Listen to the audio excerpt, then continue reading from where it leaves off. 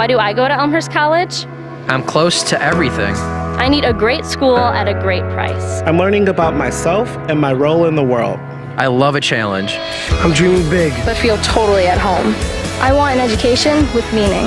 I want to be a champion for others. I made connections for life. I'm ready for the real world. Why do I go to Elmhurst College? To reach my full potential.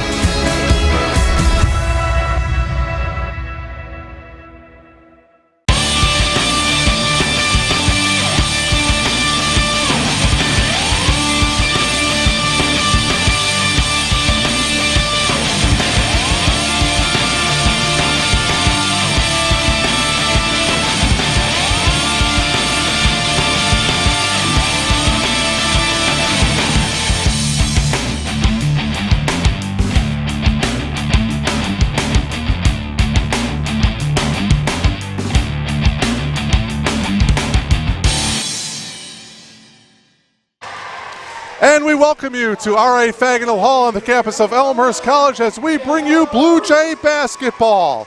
Tonight, the Elmhurst College Blue Jays entertain the Spartans of Aurora University. Good evening, everyone, and welcome. We thank you so much for logging on to BlueJayTV.com. My name is Mark Kruger, delighted to bring you all the action here tonight. The Blue Jays come in with a record of 0-1. They lost their season opener here at R.A. Faginal Hall on Saturday to Loras College. The final on that one was 94-59.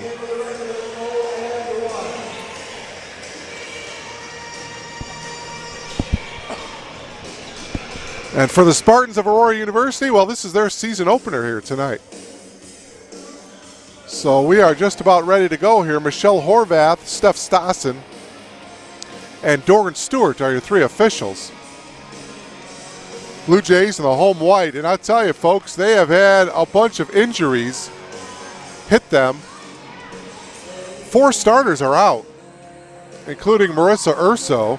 She has mono. She was the leading scorer for the Blue Jays on Saturday at 15 points.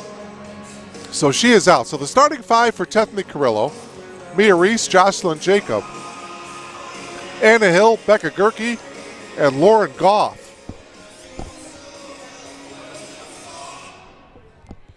Meanwhile, for the Spartans, Julie Galaner, she averaged 20 points per game last season for the Spartans. Tyann LeGrand, Carissa King, Maya Raby, and Bailey Kramer. And we are just about ready. Ball is up, tip controlled by the Spartans, and we are off and running here in Elmhurst. Non-conference battle here tonight. The Spartans out of the NACC and the Blue Jays out of the CCIW. Aurora's first possession of the game, first possession of the season, and it's going to result in a turnover. Getting the loose ball, Lauren Goff, the transfer from Waubonsie Community College in Sugar Grove. The triple by Anna Hill is good. So Anna Hill gets the Blue Jays on the board first with the triple, and it's 3-0 in favor of the Blue Jays. Hill's a 5'8" sophomore out of Country Club, Missouri, and AU answering with the 3 of their own to tie the game up here. So a couple of threes here in the early going. One for the Blue Jays, and Julie Galaner buries the triple for AU. Mentioned Galaner, 19.9 points per game last year, 4.6 rebounds per game out of Genoa, Illinois. Hits the triple for the Spartans, and we're tied at 3. 4 10-minute quarters on the women's side. That triple is off the mark by Jacob, and here come the Spartans. Driving all the way and laying it in is Carissa King, and it's 5-3 in favor of the Spartans. The Blue Jays coming off of a 10-16 season a year ago. And there's going to be a blocking foul here on Bailey Kramer. It's her first. Blue Jays finished 6-10 in the CCIW, tied for 5th. They did make the CCIW conference tournament last year for the 6th straight season. And so the Blue Jays are looking for a 7th straight CCIW conference appearance this year. But as I mentioned, boy, their number one concern is getting healthy, friends. Here's another triple attempt. Top of the key. That one is off by Hill. And battle for the rebound is going to result in a foul here.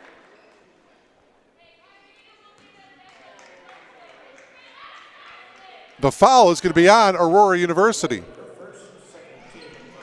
Foul is going to be on Maya Rabi. Her first. And the second team foul.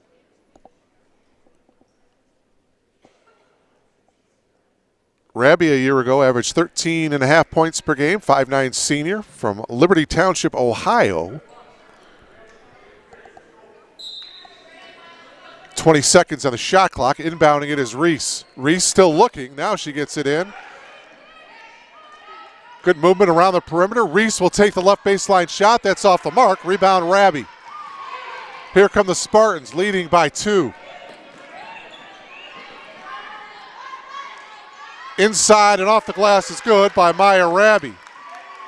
Rabi's first 2 points of the game. It's 7-3 Spartans. Taking it all the way. Reese off the glass, no good. And the long rebound. Ball is loose, and now it's taken by the Blue Jays. This is Jacob. Jacob gives it off to Lauren Goff. Goff with a bounce pass into the corner to Reese. Goff will fire the triple, rimming in and out. Rabi had the position, and going over the back was Becca Gerke. So Gerke picks up the foul, her first. Becca is a 5'11" senior out of Burlington, Illinois. She averaged 12 points per game and 7 rebounds per game last year. Becca had 12 points and 7 rebounds on Saturday in the loss to Loras College. Still 7-3 in favor of the Spartans, 7:23 to go here in the opening quarter. Kramer with the entry the pass, and now LeGrand. And traveling in the corner there was the Spartans' Julie Galaner.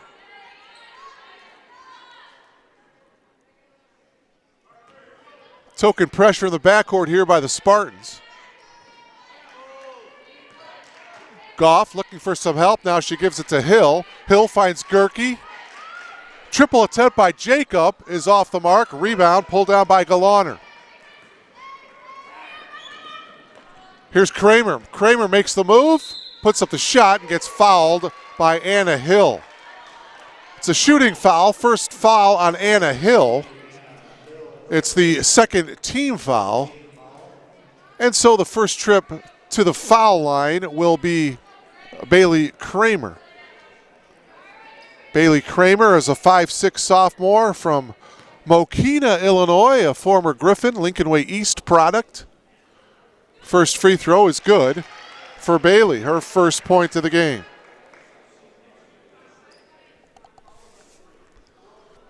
8-3 in favor of Aurora University. 6:54 left to play here in the opening quarter. So Kramer hits the 2 free throws. It is now 9-3 in favor of AU. The head coach of the Blue Jays, Tethany Carrillo, in her 13th season as the head coach. There's a shot by Hill. Back of the iron, no good. And the rebound taken down by Carissa King. Ryan Rebsum is the head coach of the Spartans. He is in his second season as the head coach. And we've got another foul here against the Blue Jays. This one is going to go against Lauren Goff. It's her first. Zori Miller coming into the game for the Blue Jays. Zori Miller is a 5'6" sophomore from Sacramento, California. Triple attempt by Kramer is well short and into the hands of Reese. Reese brings it across half court here for the Blue Jays. Boy, an early 3 ball by Anna Hill. That's all the scoring so far for the Blue Jays.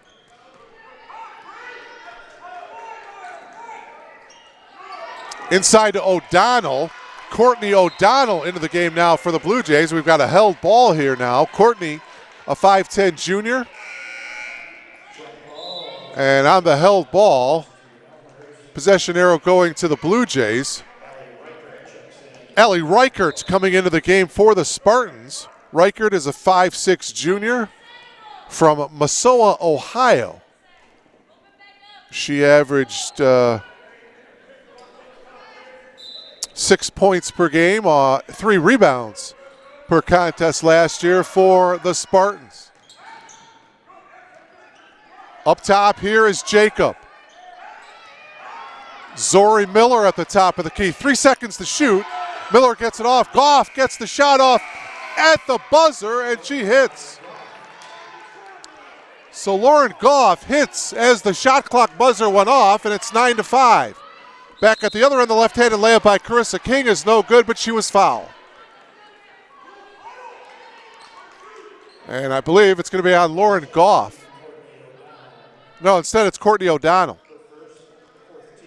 That's her first. It's the 4th team foul for the Blue Jays. Just 2 team fouls for the Spartans. So Carissa King to the line. She'll shoot 2. The Spartans a year ago, as a team, shot 75% from the foul line. King hits the first. Carissa with 3 points so far tonight. Second free throw is also good. Spartans are a perfect 4 for 4 from the foul line. AU leads it 11-5. And now more pressure in the backcourt by the Spartans. Miller gets it across. Miller with a bounce pass. O'Donnell's shot is blocked by King. Carissa King will get credit for the block. 19 seconds to shoot. And into the game for AU is number 33, Sydney Olson.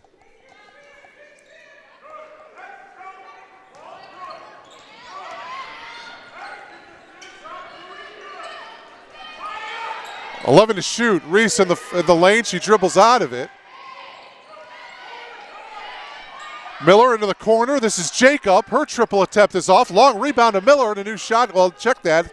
The shot clock is now at 17. Did not hit the rim. Miller in the corner. Miller in the drive. Skip pass is picked off by Reichert. Reichert has the ball poked away. It goes back into her hands, but she traveled as she made the move to the hoop. So the Spartans turn the ball over here. AU averaged 70 points per game last year. The Blue Jays averaged 64 points per game a year ago. Here's Jacob, and her shot is blocked. I believe that was Sydney Olson that got the block, number 33 for the Spartans. 4:50 remaining here in the opening quarter. It is 11-5 in favor of AU. We thank you for logging on to BlueJayTV.com. Oh, Jacob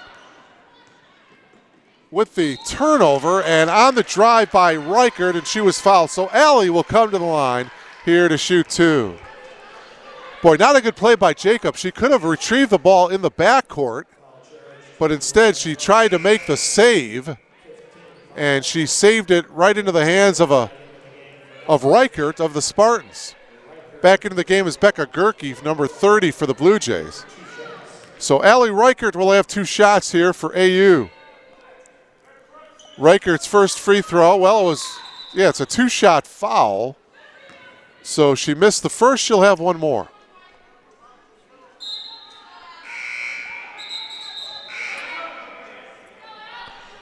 And back into the game, well, now Anna Hill. Doran Stewart will not let her into the game. She'll have to come in if Reichert hits this free throw. She does, and now Anna Hill will return into the lineup. She comes in for Lauren Goff. And again now, full court pressure by AU. 12-5 in favor of the Spartans. I think Coach Rebsam knows that the Blue Jays are a depleted team with all the injuries, so he is applying the full court pressure, trying to wear out the Blue Jays. Reese's shot is blocked. Another block by Olson. Galaner with a beautiful pass and the layup by Maya Rabi, and a timeout taken by Tethny Carrillo. A full timeout by the Blue Jays. Well, it all started at the defensive end. Sydney Olson got the block. A beautiful pass from Galaner to Maya Rabi, who made the layup, and Tethny Carrillo has seen enough. 4:18 remaining here in the opening quarter. The Blue Jays trail at 14-9.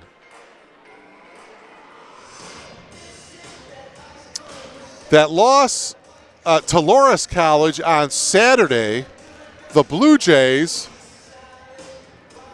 trailed by only 2 with 4 minutes to go in the opening quarter. Elmhurst trailed by 10 at the half, 44-34, but boy, in the fourth quarter, Loras College scored the first 17 points of the fourth quarter, and that's when they really blew it open, and Loras College ended up winning 94-59. Sixth meeting between these two clubs. The Blue Jays are a perfect 5-0 against AU.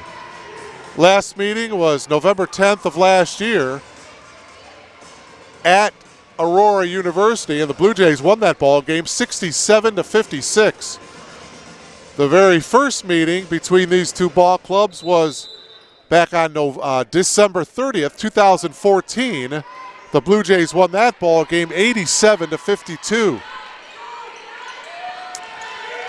Here, a little over 4 minutes to go in the opening quarter. There's a trap, and a foul is going to be called. Anna Hill was double teamed. Coach Repsum not happy with the call, but the foul is going to be on Sydney Olson, her first.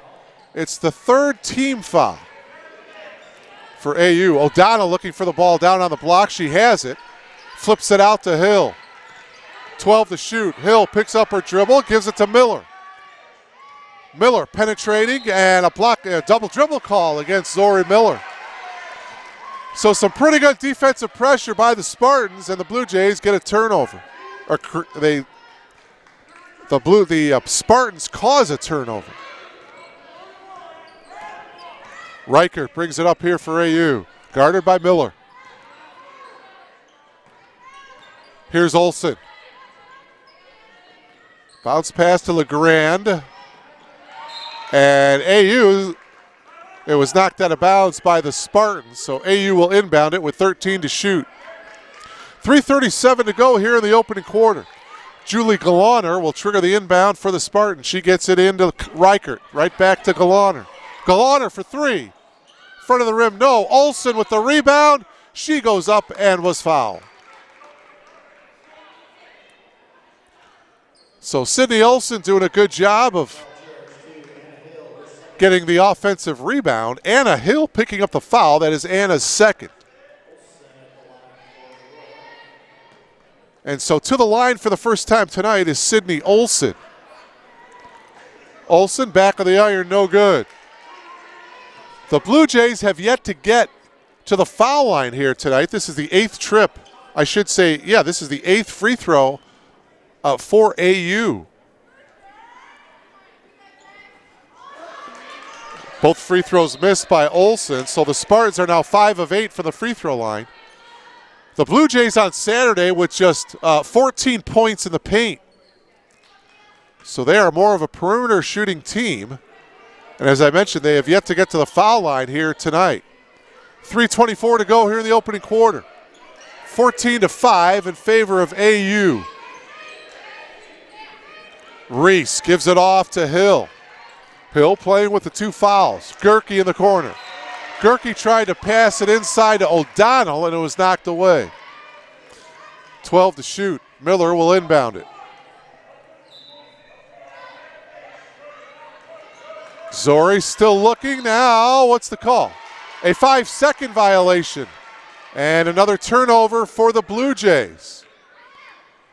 Elmhurst now some pressure in the backcourt. Reichert will bring it across half court for Aurora University. Up top, Galaner. She'll chalk up the triple. That is way off the mark. And the ball will go back to the Blue Jays. 2:57 to go here in the opening quarter. My name is Mark Kruger, delighted to bring you Blue Jay basketball live from R.A. Fagnall Hall, and the Blue Jays turn the ball back over. Bad pass by Reese.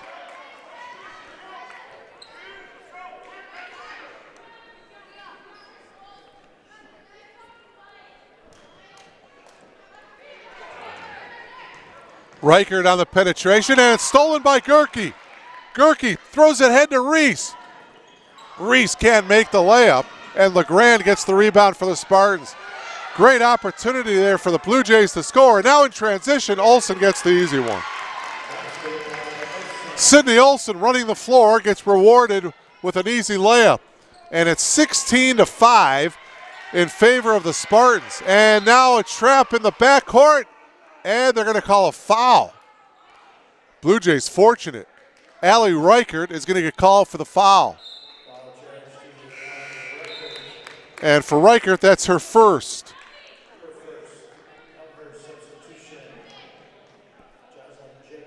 Jocelyn Jacob back into the game for the Blue Jays. It's the fourth team foul for the Spartans.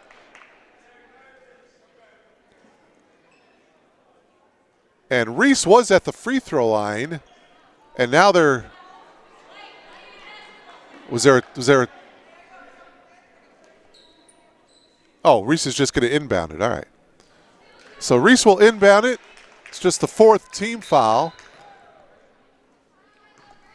2:22 remaining here, opening quarter. Aurora University leading 16-5. The drive by Miller, left hand, no, too strong.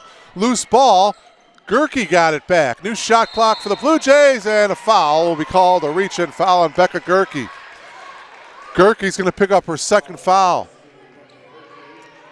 So 2 fouls on Gerke, 2 fouls on Anna Hill for the Blue Jays. The Blue Jays are over the foul limit. And so now it'll be Sidney Olsen back to the line. 2 shots coming for Olsen. Sidney is 0 for 2 from the foul line so far tonight.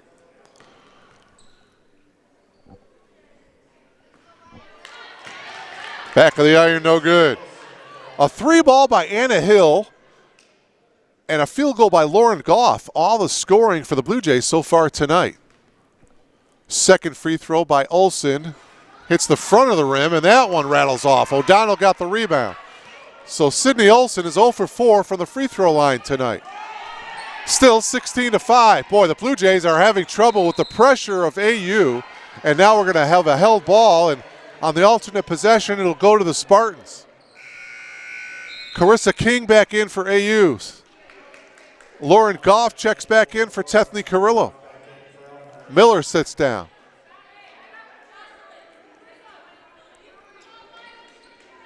Blue Jays have been stuck on 5 for a while here. 2:01 remaining, opening quarter.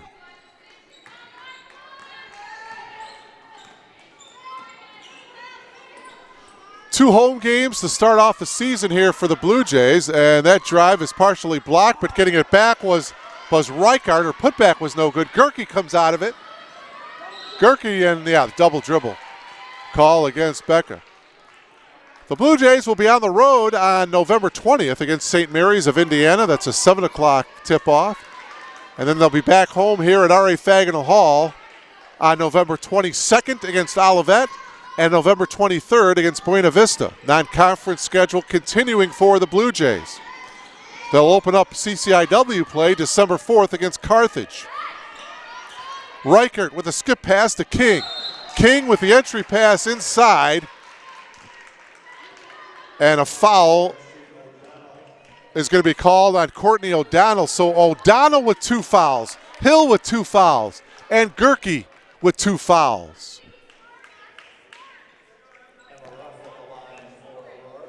Emma Ruff to the line here for the Spartans, and Ruff can't hit it.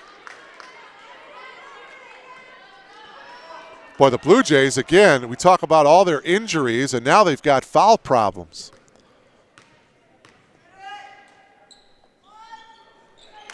Ruff is good, 1 of 2 from the foul line. The Spartans are 6 of 12 from the free throw line here in this opening quarter, 17-5. 1:20 to go. Gerke holding on the near side. Now she gets it to Reese. Triple by Jacob, rattles in. So Jocelyn Jacob gets the triple. It's the second three ball of the game for the Blue Jays, and it's 17-8. Minute remaining here in the opening quarter. Galaner splits the double team. Off the glass, no good. It goes out of bounds off of Jacob. And the Spartans should get a new shot clock, but they are not. Bailey Kramer back into the game. And now the two officials are discussing it. Shot clock is currently at 17, and I think they're discussing whether or not there was a possession or if it was just tipped. Yeah, they're going to put 20 back up on the shot clock. 53 seconds to go in the opening quarter.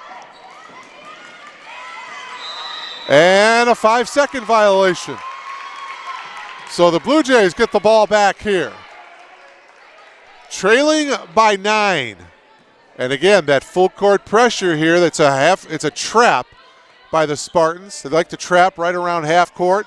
Blue Jays do a good job that time of breaking it. Jacob will launch the triple. That one is short, and we're going to have a foul against Aurora University. It looked like it's going to be on Emma Ruff. No, instead it's Bailey Kramer, her second. So first trip to the foul line for the Blue Jays as the Spartans are over the foul limit. Becca Gerke will have 2 shots. First free throw by Becca is good. The Blue Jays in that loss against Loras College, they were 14 of 20 from the foul line in the game for 70%. Zori Miller is going to have to wait to come back into the game. She's at the scorer's table right now. 17-9. One more free throw for Gerke. Second free throw, back of the iron, no good. Reese, though, got the offensive rebound, and she was fouled. Foul's going to be on Allie Reichert, and for Allie, that is her second. So Miller checks back in, and Reese now to the line to shoot 2.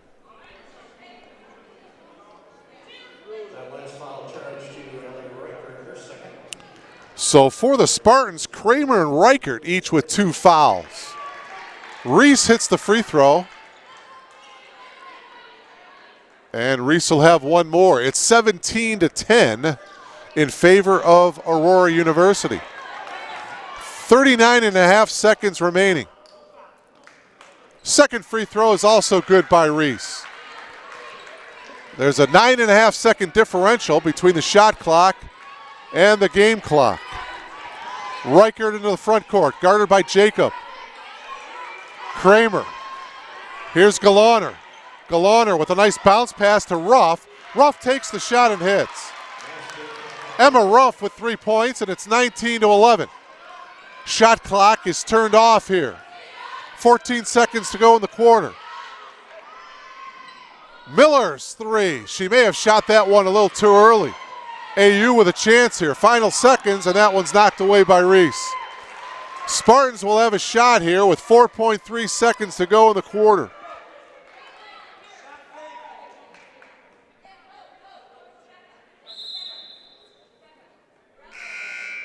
And into the game for the last 4.3 is Caitlin Hall, number 12 for the Blue Jays. Galaner will take the shot at the buzzer. It'll count if it goes. It does not. And so we have played 1 quarter of basketball here from R.A. Fagnall Hall. The visiting Spartans of Aurora University lead it by a score of 19-11. Carissa King and Maya Raby each with 4 points in that first quarter for the Spartans. Julie Galaner hit a triple. Jocelyn Jacob had a triple in the first quarter. Anna Hill had a triple for the Blue Jays in that first quarter. Reese hit a couple of free throws. Gerke had 1 free throw. Lauren Goff had a field goal in the first quarter for Elmhurst.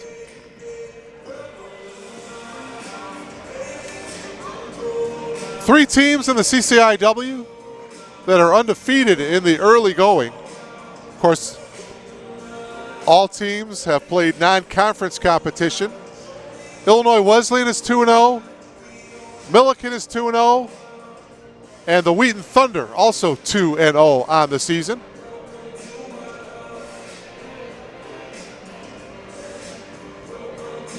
Augustana and North Central both 1-1. Carroll, Carthage, and Elmhurst both lost, or all 3 of those teams lost their season opener. And North Park has yet to play a game. North Park's season opener will be on November 16th when they host Beloit.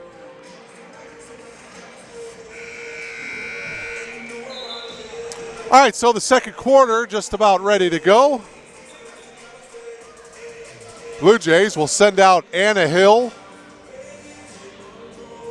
Zori Miller, Lauren Goff, Courtney O'Donnell, and Mia Reese. Julie Galoner out there, Tyann LeGrand, Bailey Kramer. Nice bounce pass from Reese to O'Donnell. She can't track it in the corner, but it's going to go off of AU. Carissa King out there to start the second quarter. And also Maya Raby for Coach Rebsam. If you've just logged on, we're just underway in the second quarter. Non-conference battle here between Elmhurst College and Aurora University. 9:40 remaining here in the first half. And we've got a whistle away from the ball. And the 2 officials are discussing it. See if there's a foul called or what the deal is. It's going to be AU ball here regardless. Tyann LeGrand has the ball on the end line. She's going to inbound it here.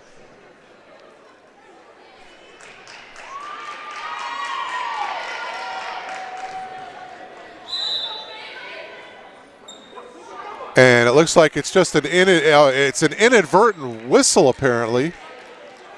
Doran Stewart is going to come over to the scorer's table now. And okay, so they give the ball back to the Blue Jays. They put 10 seconds on the shot clock. All right, so just an inadvertent whistle. Miller will inbound it here for Elmhurst. Miller gets it into a wide open Hill. She'll take the 3, no good. Rebound by King. King is going to push it up the floor. King's going to take it all the way and lay it in. Boy, no defense that time by the Blue Jays. A steal, the shot no good. And the ball is taken away by Lauren Goff for the Blue Jays. Lauren pushing it up. Here's Reese. Reese 2-on-1, bounce pass, attempt to O'Donnell. And the Blue Jays turn it over.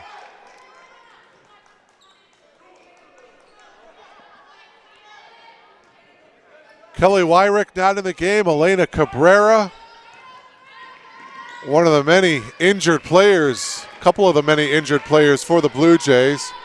It's 21-11 shot from the free throw line is good by Maya Raby.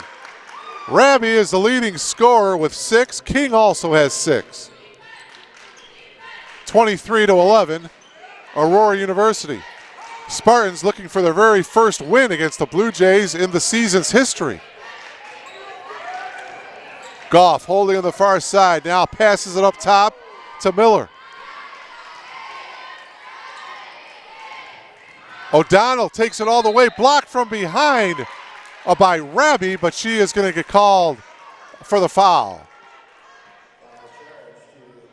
A little bit of contact there by Raby from behind. It's Maya's second personal foul. And so to the line for the first time tonight will be Courtney O'Donnell. 2 shots for Courtney. Her first attempt is short.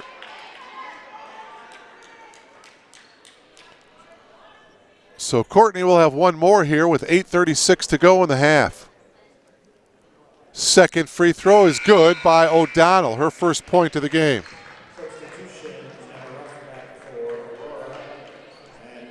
Emma Ruff is back into the game for the Spartans, number 31. Here's Kramer, guarded by Miller. Kramer gets it across the half-court line. Good pressure D by Miller.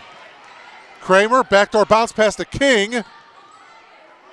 Shot by Ruff is good. Emma Ruff off the bench with her second field goal. She's got 5. And the Spartans lead 25-12. Gerke playing with the 2 fouls. Pulls up, takes the jumper. It's no good. Rebound Kramer. Kramer behind the back dribble, and an offensive foul is going to be called on Bailey Kramer. Whoa, that's 3 fouls on Kramer.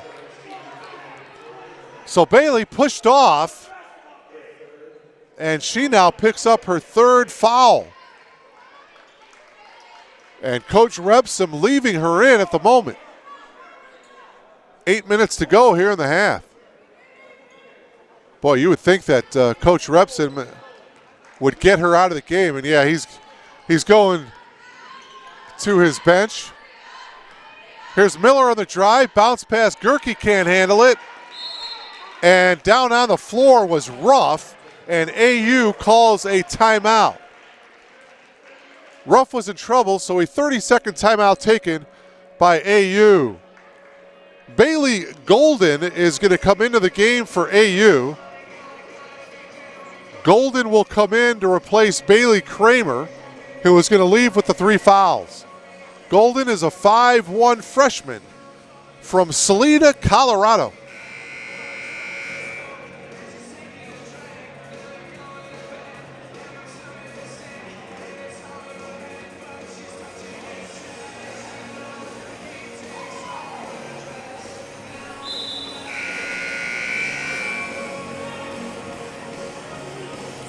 .746 remaining here in this first half. 25-12 in favor of the Spartans of Aurora University. Season opener tonight for Aurora U. Second game of the season for the Blue Jays. King, double team. Here's Galaner. LeGrand. And we've got a whistle and a 3-second violation against the Spartans.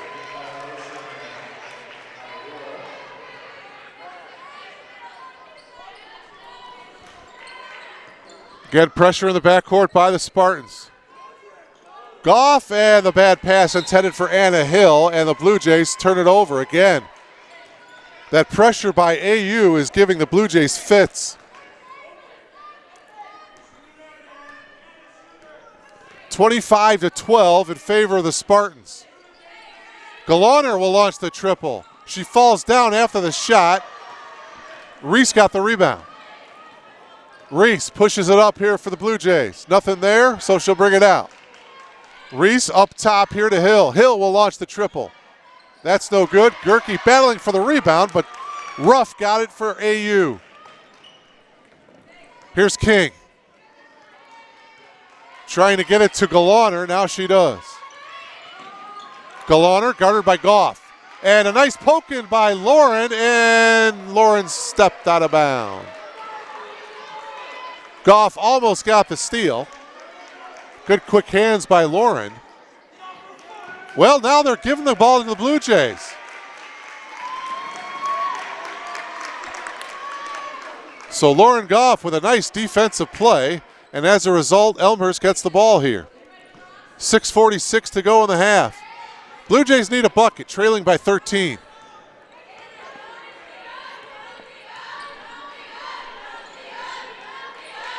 .635 to go here in the first half. Reese. Top of the key. Now gives it off to Hall. Hall on the drive. Gerke, and Gerke can't handle it. May have been knocked away. Golden gets it to LeGrand. LeGrand to Laganer. Or Galaner, I should say. Here's Galaner. Entry pass inside to Ruff. Ruff goes baseline, knocked away in a steal. Here's Hill. Hill into the front court. May have gotten away with a double dribble. They're saying it was deflected, however. Goff will fire the triple. No good. And the rebound taken down by King. King quickly ahead to Galaner. Julie goes in off the glass, count it, and she was fouled by Lauren Goff. Second foul by Goff, and an opportunity for Julie to complete the three-point play.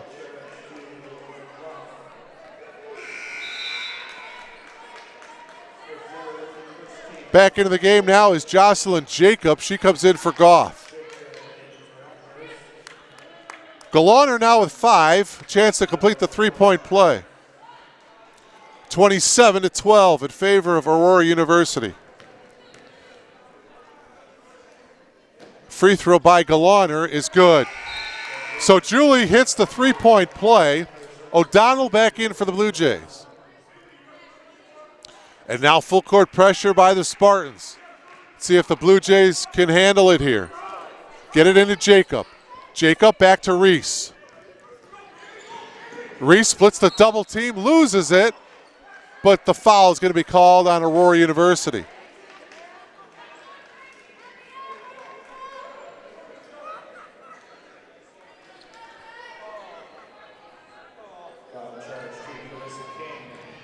The foul is on Carissa King. That is her first. It's the third team foul. Blue Jays with just one team foul here in the second quarter. Jacob. And it's knocked away by Carissa King. So Jacob will inbound it, 17 on the shot clock. 5:32 remaining in the first half. Here's Reese. Hall gives it up to Jacob. Jacob will launch the triple. That one is no good. Reese got the offensive rebound. Reese up top to Jacob. Reese fires it off to Hall. Hall tried to get it inside to Gerke, knocked away. Here's Galaner. Galaner makes the move, pulls up, tough shot, off balance shot. Jacob got the rebound. Jacob picks up her dribble. Top of the key to Gerke. Beck on the drive, a little bit of contact off the glass, no good. Rebound to Olsen. Olsen quickly ahead to Galaner. Galaner into the corner, Golden. Nope, O'Donnell got the air ball. And a foul, well, no, a timeout. 30-second timeout taken by Tethny Carrillo. So she wants to talk things over, set up a play here with 4:37 remaining here in the first half. The Blue Jays have yet to hit a field goal here in the second quarter. Just a Courtney O'Donnell free throw is all the scoring for the Blue Jays here in the second quarter. They've been outscored 9-1 here in the second quarter.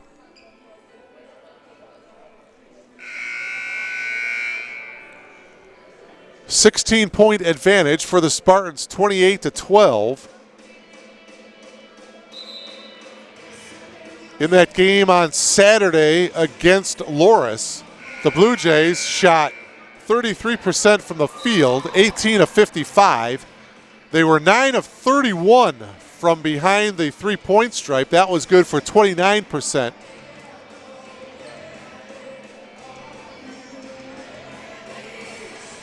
Just 14 points in the paint on Saturday for the Blue Jays. Again, pressure in the backcourt by Aurora University.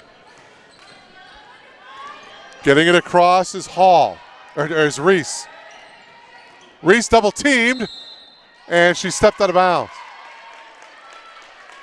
So again, that pressure D by the Spartans and the Blue Jays turned the ball over. Elmhurst getting a tough time getting off shots here in the second quarter. 4:20 to go here in the first half. Top of the key, three ball by Olsen is good. Olsen got the kind roll for Sydney. She's got 5. And it's 31-12. AU with the lead. Here's Reese. 4 minutes exactly remaining here in the first half. O'Donnell holding. Nothing there. Gives it to Hall. Hall will launch the triple. That one is off the mark. Jacob got the offensive rebound. Her putback was good, but there was a whistle before the Jacob shot. They wave off the basket. And who was the foul on here?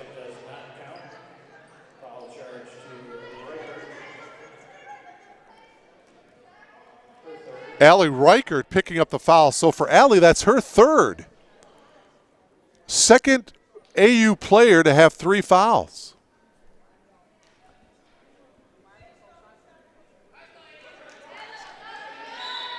Bailey Kramer is on the bench. She has 3 fouls. Now Reichert is still out there. She just picked up her third foul.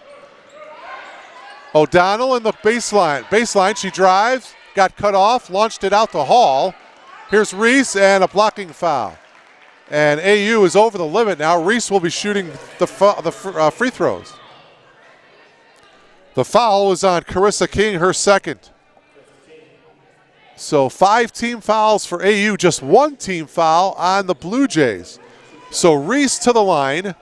Reese is 2 for 2 from the free throw line. She hit 2 free throws back in the opening quarter. Nothing but that net on that one for Reese.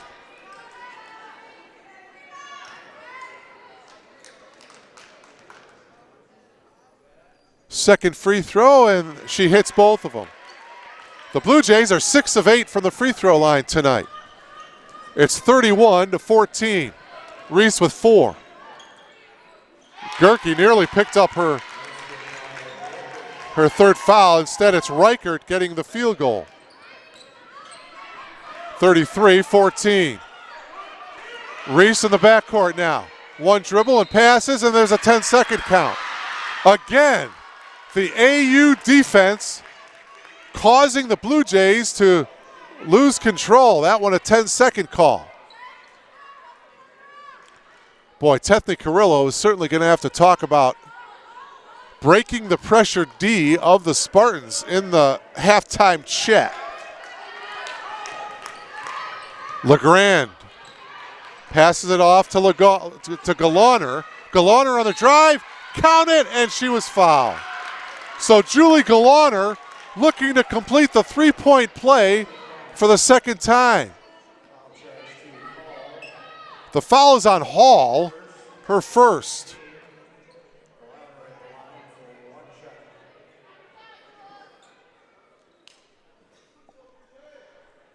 And so Galaner with a chance to complete the 3-point play for the second time here in the quarter.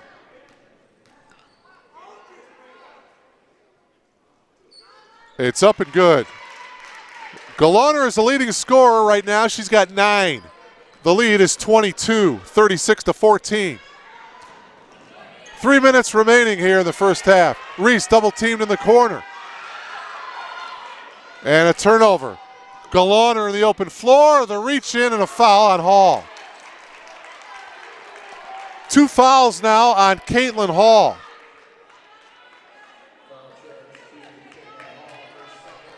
It's the third team foul, but they're saying it was a shooting foul. So Galaner back to the line here to shoot 2. Looking to get into double figures already is Julie Galaner.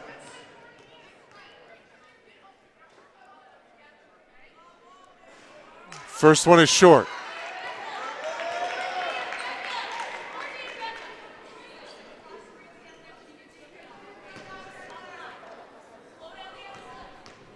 (36-14), AU with the lead.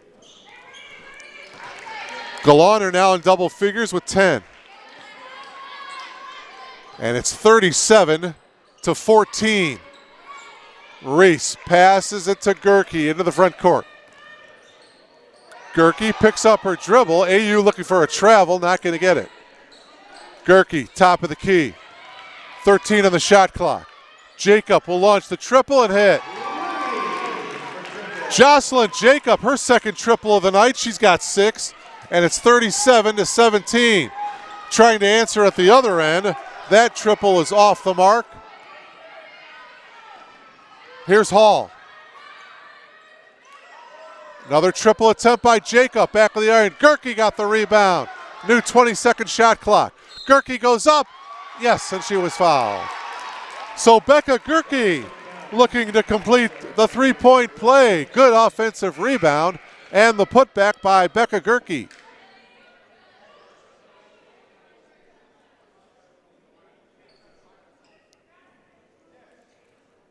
Gerke, a 5'11 senior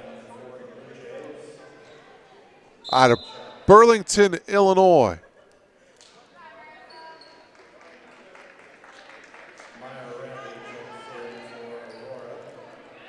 .206 left to play here. First half. Chance for Gerke to complete the three-point play. Foul, by the way, was on Carissa King, her third. So King becomes the third Spartan with 3 fouls. Miller comes back in for Becca Gerke. Pretty good substitution there by Tethny Carrillo. Gerke has a tendency to get into some foul trouble, and right now she has 2, so she'll probably stay on the bench for the rest of the first half. Under 2 minutes to go. Reichert, and she was fouled. For the Blue Jays, it'll be the 4th team foul. Fouls on Caitlin Hall, and for Hall, that's her third.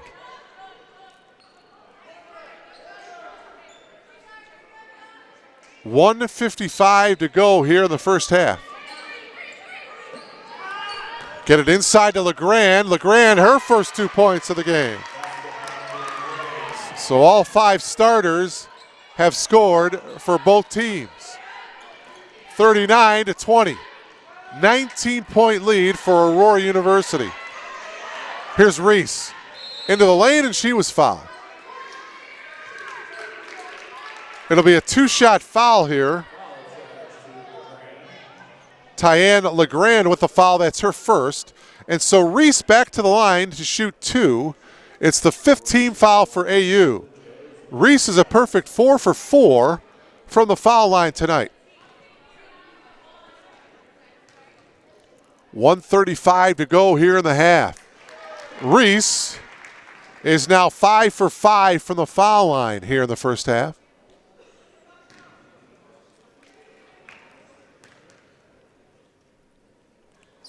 And she remains perfect. Boy, good job of Reese hitting the free throws. She's 6 for 6.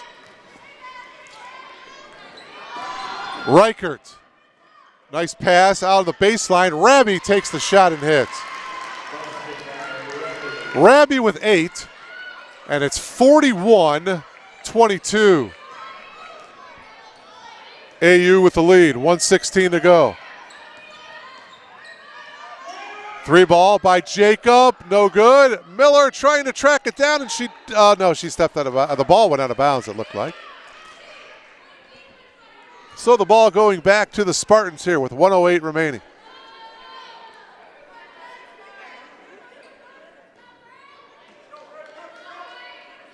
$10 points for Galaner, 8 points for Raby, 6 points for Carissa King, 5 points for Sydney Olson. Triple attempt by Galaner is no good.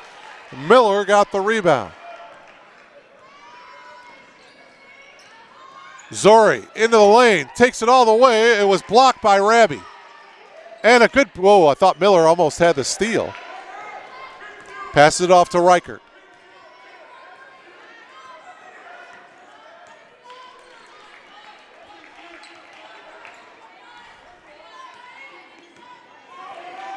Reichert still holding, now popping out is Galaner inside to Raby. Raby with the bucket, Galaner with a beautiful pass, and it's 43-22.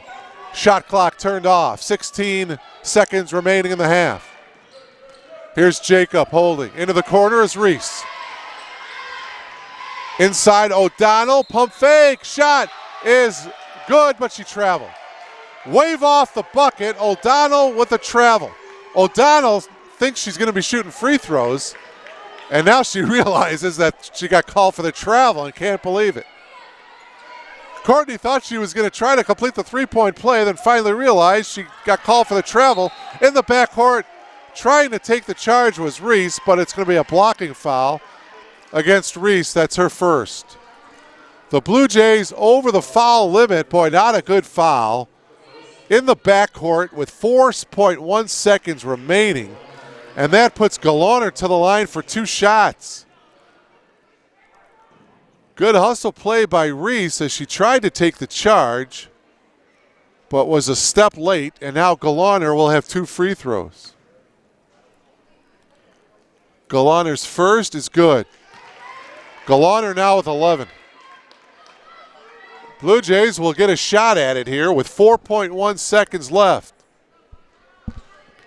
11 for Julie, looking for her 12th point of the half, and she hits. 4 seconds to go in the half. Reese gets it into the front court. The shot at the buzzer is off the mark. 20 minutes of basketball in the books here from R.A. Faginal Hall.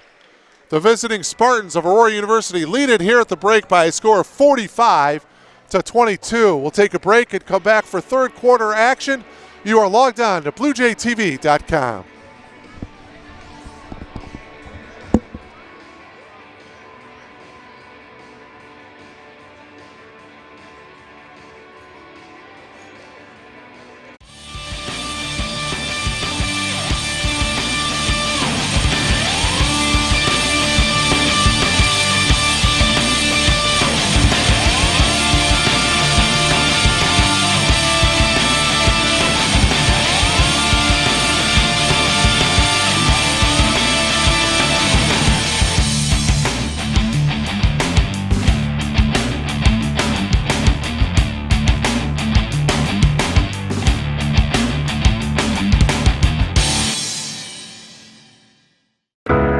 Why do I go to Elmhurst College? I'm close to everything. I need a great school at a great price. I'm learning about myself and my role in the world. I love a challenge. I'm dreaming big. but feel totally at home. I want an education with meaning. I want to be a champion for others. I made connections for life. I'm ready for the real world. Why do I go to Elmhurst College? To reach my full potential.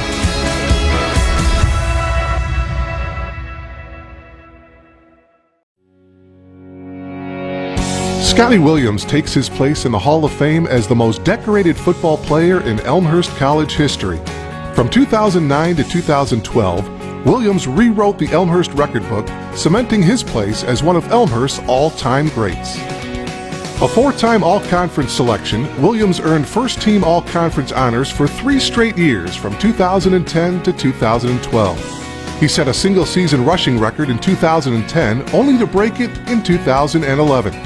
During his senior year in 2012, Williams torched his own record again, rushing for 2,046 yards and 22 touchdowns while leading the Blue Jays to the NCAA playoffs for the first time in school history. Named the CCIW's Offensive Player of the Year in 2012, Williams finished his career with 5,203 yards and 50 rushing touchdowns, breaking the previous rushing record by more than 1,600 yards. Tim Lester, now the head coach at Western Michigan University, was the Blue Jays head coach for all of Williams' time at Elmhurst. Lester knew he had someone special in Williams. Scotty was a special running back talent-wise. I mean, low center of gravity, great feet, great drive, great ball security. But his ability to keep his balance. I mean, there were times that he would disappear behind his O-line, which was huge. And he wouldn't go down. For a little guy, he ran like a big back, and it was fun to watch. Chris Kirkpatrick was an all-conference and all-regions center for the Blue Jays during the Williams era, and he knows how important Scotty was to the success of the team. Scotty would tell you that he was a cog in the machine, and that goes back to his humble attitude towards things. Scotty was so important to our success. As we became juniors, seniors, Scotty was no longer just the stud player that was quiet and worked hard. He became vocal. Not many people know that. He was the voice in the huddle. And that voice coming from the best player and arguably best person on the team, that led us through some of those tough games. Elmhurst College's Director of Sports Information, Kevin Juday, covered Williams from the press box. He witnessed firsthand just how hard he was to stop. No matter how hard an opponent tried to key on Scotty to slow him down, it just was really too difficult for them to stop him. There was a game against Illinois Wesleyan on a 4th and 1 just inside the Illinois Wesleyan 40-yard line, and Elmhurst decided to go for it. Everyone in the stadium knew that Scotty Williams was going to get that ball, and Illinois Wesleyan stacked 11 guys in front, goal line defense, and Scotty just blew right past everybody, broke a tackle, was off to the races, and Elmhurst was off to the playoffs. Lester remembers the same play as well, but for a different reason, as the play elicited some rarely seen emotion from Williams. Got in the end zone. He did one of these, which was hilarious because I've never seen him show any emotion when he scores. And normally the line showed the emotion. He just ran over and hugged all the big boys. But when he showed a little bit of swagger for the first time in his 4 years there, it made me laugh, made me smile, made me think that he was having a ton of fun at that moment to get the ball in the biggest moment to accomplish our goal.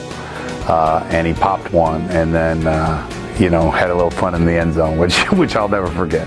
Williams' success in 2012 culminated in him taking home All-America honors and becoming the first Elmhurst player to win the Ghilardi Trophy, an award honoring the top player in Division III football. To win the Ghilardi Trophy, you have to be a great player, a great student athlete, and a great human being on top of it. And Scotty Williams checked every single one of those boxes. Everyone knew about what he was doing on the field that year, but he was also an academic All-American, and he was also actively involved in Habitat for Humanity and several other service groups. And he was one of the most humble student athletes I've ever met in my time at Elmhurst. As humble as Williams was, Kirkpatrick also remembers Scotty joking around with his teammates. Our senior year against Milliken, which was kind of a fabled game for us as we had to go into overtime and overtime again, and Scotty broke loose for a 99-yard touchdown run. We had given him a lot of grief over the years, including Coach Lester, about getting what we called hawked in the open field, caught in the open field, and he wasn't letting himself get caught that day. And after he scored that touchdown, as humble as he is, he was letting us know that he didn't get caught from behind. Williams holds several titles already: record-setting running back, All-American and Ghilardi Trophy winner. But today he adds another title: Elmhurst College Blue Jay backer Hall of Famer.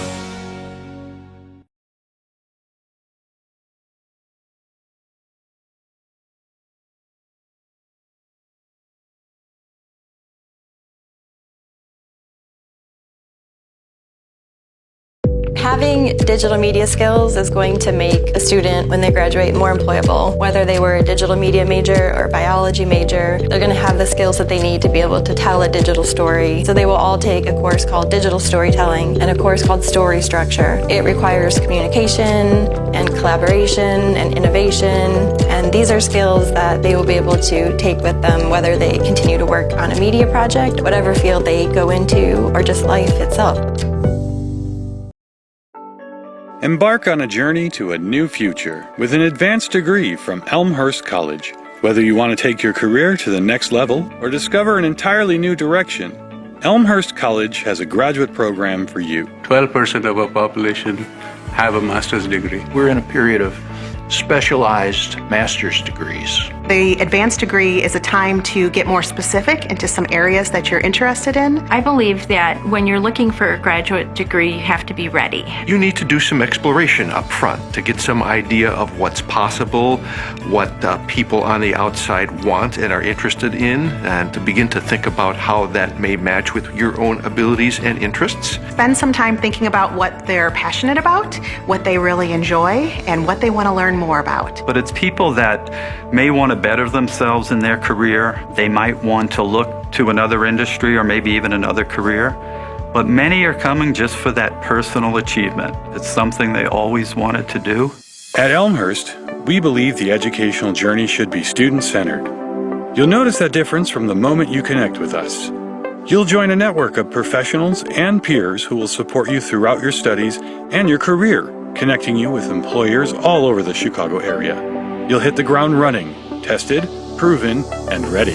I think part of the reason that a person would want to go to graduate school is so that they can get launched into their professional niche. We're able to really get to know our students personally and professionally and really challenge them, push them, and support them in all the ways that graduate students need support. And we're also in a good position to help you clarify for yourself what your goals are, what your strengths are, what the possible matches might be for when you're done, and we will work with you to do that. So that sort of personal touch, I think, is more than just a saying here. I think it's very real in the way that we relate and interact with all of our students. And we also help with job placement. The CPE, the Center for Professional Excellence, has been good in helping with resume building, job interviews, whatever it may take. Our program directors will support you through every step of your journey. Elmhurst faculty aren't just experts in their fields, they're dedicated to expanding your reach with fieldwork, professional connections, and real-world experiences. We know you. I, as program director, know every single individual who's in the program. I know why they're here. I know what they're looking to do. I know their stories. I know when situations come up that might require us to be a bit flexible and adaptable. We really have a lot of fun, and we're really good at supporting our students through this rigorous program. The teachers are phenomenal. I can't ask for a better school to go to. By train or by car, from city or suburbs, our campus is easily accessible. And our proximity to Chicago, a world-class metropolitan center, means lots of opportunity for consulting projects, networking, and career advancement. You'll love the flexibility of part-time and evening options that allow you to move at the pace that works for you. In fact, some programs are offered entirely online. We're easily able to give individualized attention to our students. We can really personalize their education. Also connect our students with our alumni, building those relationships with their peers, building those relationships with their faculty members. Those students are able to make those connections and build lasting relationships for the future. One of the things that inspired me within Elmhurst is to take on bigger responsibilities. I'm taking a lot of experience from the things that everyone else has done and from this cohort and from Elmhurst and trying to develop this in our company. So overall, it's been a great experience. You know, if your company now values you, just wait until after you go through the full program. There's absolutely no way I would be able to do what I'm doing now without this program. Your journey builds on the students who came before you at Elmhurst. Founded in 1871, but ready for the future. So come tour our historic Arboretum campus and check out our top-notch facilities. From our state-of-the-art nursing simulation center to our speech-language hearing clinic and our small hands-on classrooms, you'll gain the skills you need to succeed. Graduate school is affordable, and I think more to the point is a good value. I think it's an investment in your future and an investment in a field that you are passionate about and want to pursue. We know that going to college is a huge investment. You put your trust and time in Elmhurst College, and we do the same. You invest in us, and we invest in you. I love to tell students not to look back. You want to always look forward, and they tend to gain momentum as they get into the program. At the end, it's just a wonderful thing when you're handed that diploma and you're able to celebrate with all your friends and family. Pursue your graduate work at Elmhurst College and take that life-changing journey to your successful future.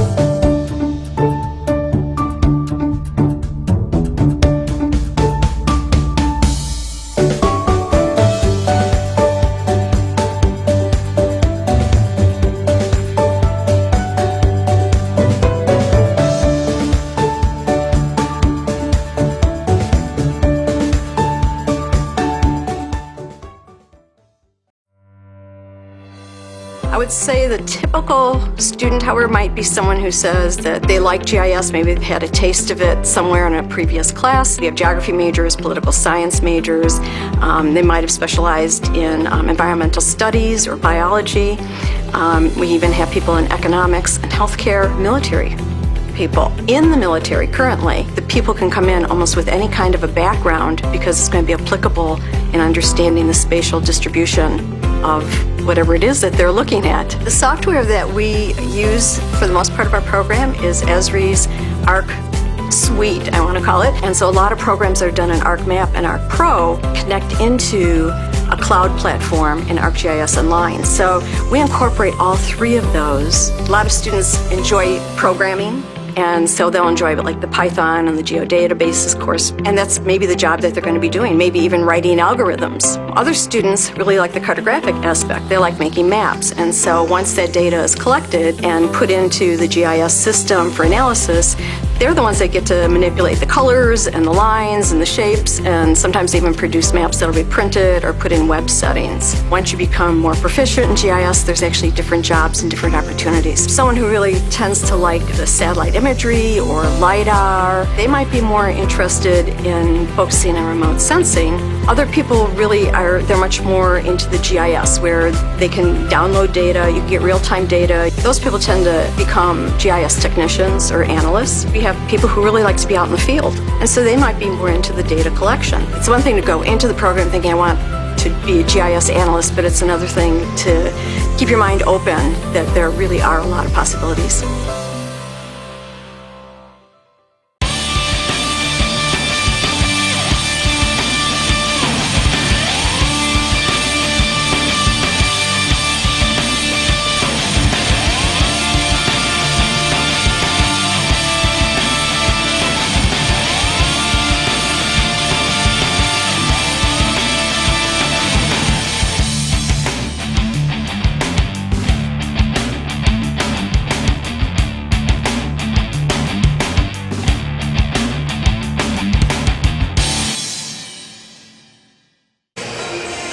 Welcome back to R.A. Fagnall Hall. We are at halftime, third quarter about to get underway here.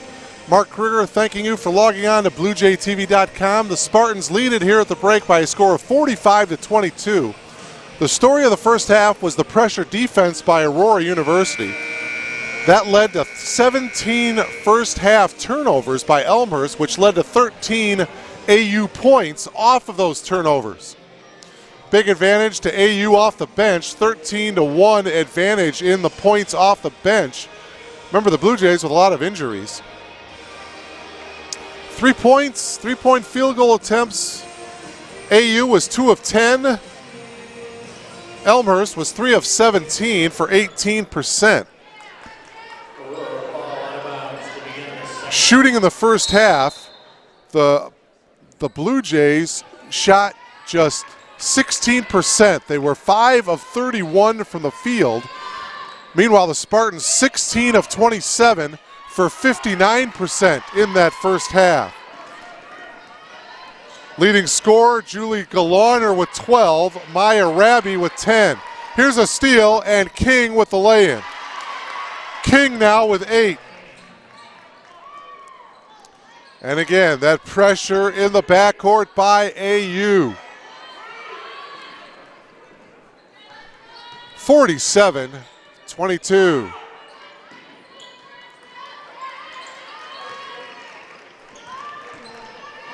The drive by Reese is short. Gerke got the rebound. Gerke puts it up. That shot is off. Rebound Raby. Reese and Jacob each with 6 points for the Blue Jays in that first half. A minute gone by here in the third. That was kicked, no call. Jacob got the loose ball. Jacob into the front court. And Goff travel. 18th turnover of the game for the Blue Jays. And let's hope for Tethny Carrillo that slowly but surely she can get her team healthy again. Again, 4 of her starters are gone because of an injury. The latest, Marissa Urso, who had 15 points on Saturday. And that triple is good by LeGrand. Tyann LeGrand hits the triple, and it's 50-22. Urso out with mono. And that is another turnover. Not a good start to this third quarter for Tethny Carrillo and the Blue Jays. Couple of turnovers, outscored 5-0 here.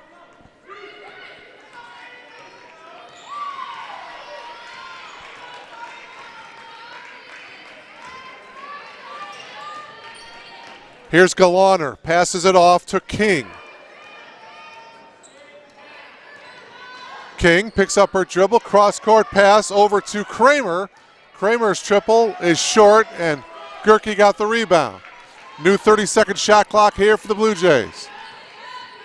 Goff on the drive and a reach in on LeGrand, and Tyann is going to get called for the foul, her second. Tyann thought she had all ball. Instead, she picks up her second, and that will bring Lauren Goff to the line for the first time here tonight.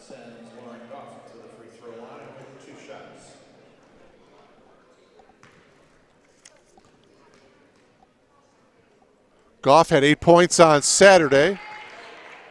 Hits the free throw. Blue Jays 10 of 12 from the foul line here tonight. Second free throw by Goff is also good. So the Blue Jays getting it done at the foul line. 50-24. Spartans with the lead. 7:38 remaining. Third quarter. Galaner. Triple is off the mark. It's going to go to the Blue Jays. So let's see if they can peck away here. Reese will inbound it.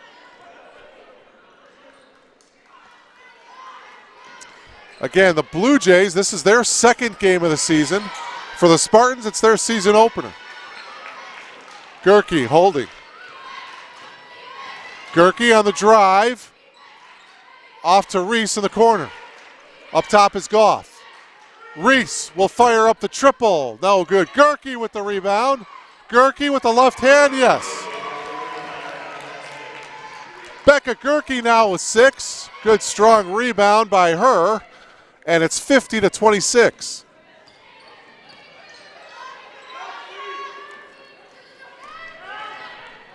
Raby inside off the glass and in. Maya Raby with a dozen. So Raby and Galaner each with 12 to lead AU 52-26.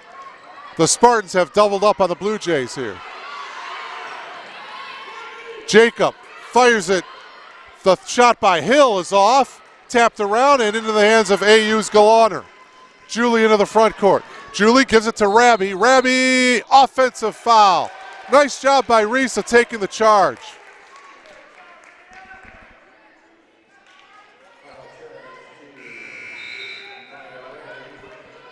For Raby, that's her third. So King with 3, Raby with 3, Kramer with 3, and Reichert with 3 fouls for AU. 6:25 to go here in the third. Goff with some pressure in the backcourt by Galaner. O'Donnell will take the baseline shot and hit. Courtney O'Donnell with her first field goal of the game. She's got 3 points, and it's 52-28.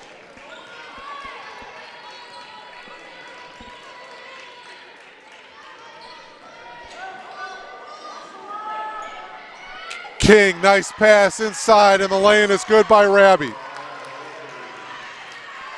Carissa King with the assist. Raby now with 14. Raby is the game high scorer right now. Gerke inside, and Becca with another easy bucket.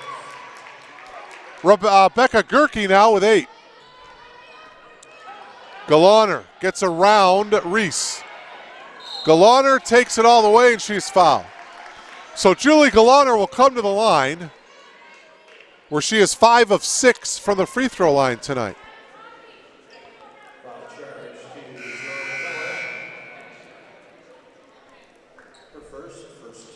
Foul is on Zori Miller, her first.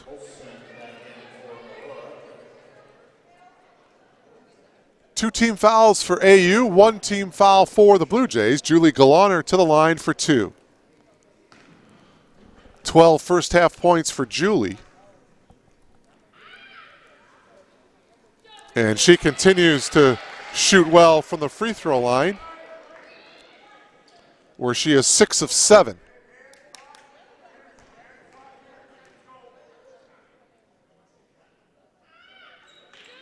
And that one no good. Lauren Goff got the rebound. So Raby has 14 points. Galaner has 13 points for the Spartans. Running one-hander by Goff is off. Battle for the rebound. It's going to go out of bounds to the Spartans. 5:21 to go here in the third, 55-30.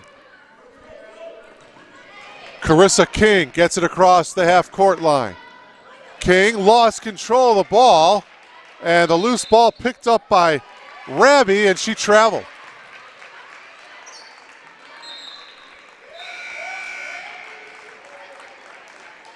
Back into the game for the Blue Jays is number 12, Caitlin Hall.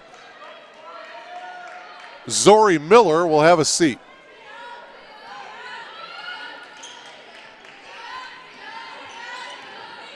Reese bounce pass to Goff. Goff gets across the timeline, gives it to Gerke. Gerke whips it inside to O'Donnell, blocked by Raby, but a foul. Well, it's going to be number 4 on Maya Raby.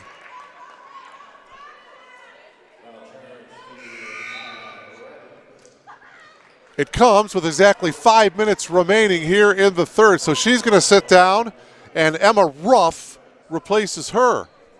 Courtney O'Donnell will have 2 free throws here. Courtney leaves that one short. She'll have 1 more.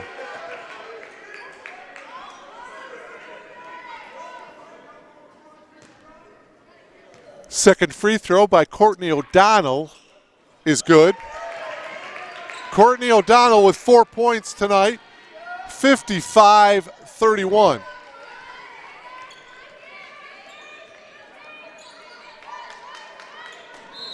And a travel violation on Olsen. As she tried to make her move from the corner, shuffled her foot a little bit.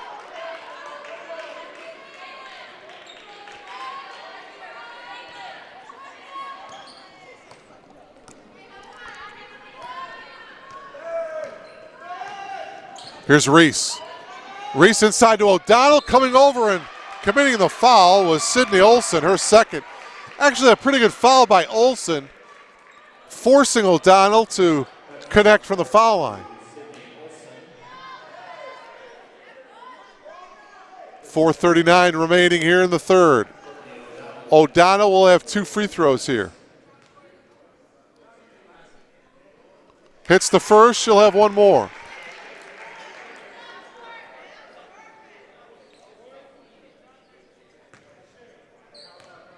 O'Donnell from Lincoln Way West. Back of the iron, that one no good. Rebound to LeGrand. Yeah, it's 55-32. Triple is good by Galoner. 16 now for Julie. She's the game high scorer. As the Blue Jays turn it over, LeGrand gets fouled. 58-32. Foul on Reese. And for Mia, that is her second.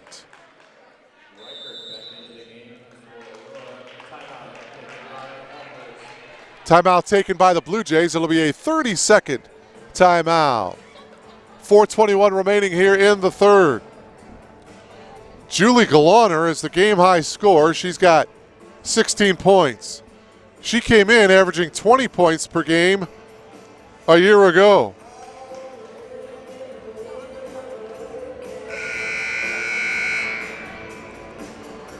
Galoner is 4 of 12 from the field, 2 of 8 from behind the arc. And she is 6 of 8 from the free throw line to give her the 16 points.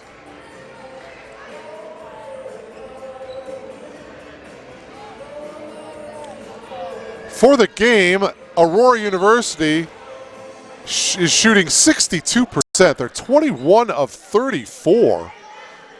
Meanwhile, the Blue Jays just 21% for the field, 8 of 39 for the game.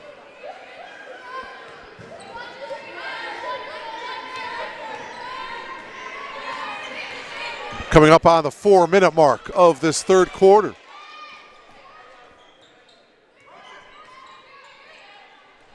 .15 on the shot clock and a travel violation called against the Spartans. So the Blue Jays will get the ball back here with a little over 4 minutes remaining here in the third.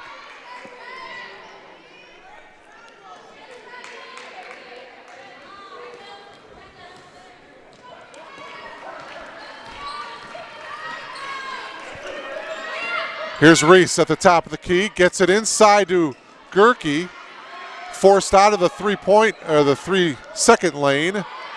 Goff for three, yes. Lauren Goff connects on the triple. She's got 7.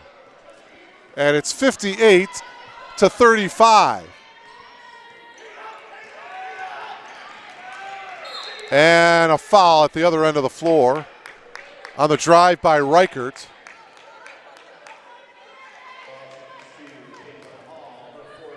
Caitlin Hall will get called for the forearm check. For Hall, that's her 4th. It's the 3rd team foul here with 3:32 to go in the quarter. Galaner puts it up off the glass and in.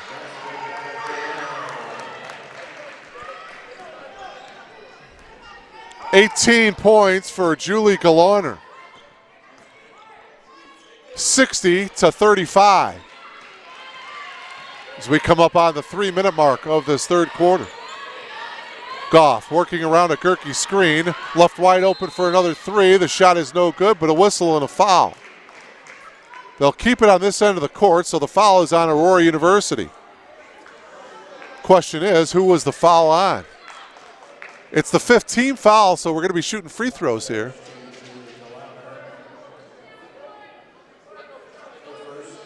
Foul is on Galaner, her first. And so O'Donnell to the line, and she'll shoot 2. Can't get the first one to go. She'll have one more. 5 points tonight for Courtney. 60-35. Second free throw rattles in for O'Donnell. 60-36. And we are at the 3-minute mark of this third quarter. King holding on the near side, high dribble. Got it knocked away, and a reach-in foul is on Mia Reese. And for Reese, her 3rd. Begging her case with the official, but she's not going to win. Instead, for Reese, it's her 3rd. 14 foul. So one more, and the Blue Jays are at the limit. Galaner on the drive, tried to dump it off. Gerke with a nice steal. Gives it off to Reese. Good hands by Becca Gerke.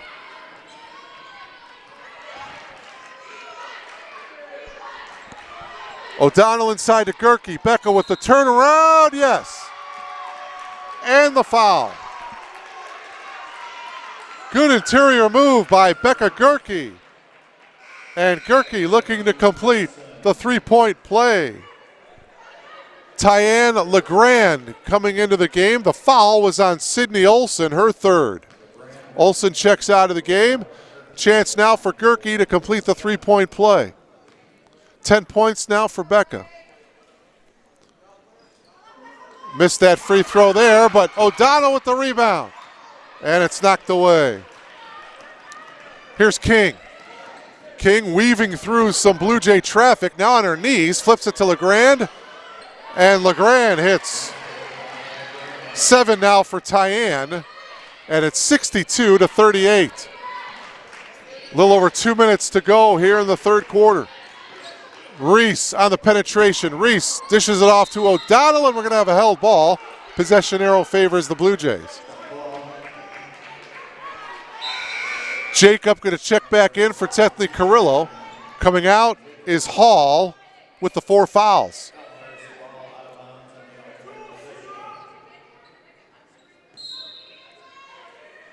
Here's Goff in the corner. Jacob looking to break free, instead hands it to Goff. Reese got cut off driving the baseline. Goff will take the 3. Back of the iron, no, and another foul against AU. And this one is going to be on Reichert. And Reichert complaining to Doran Stewart. For Reichert, that's her 4th. Wow. O'Donnell to the line to shoot 2, and a timeout taken by head coach Ryan Rebsum as he wants to talk to his players here. Boy, Reichert with 4 fouls. Maya Raby with 4 fouls for AU.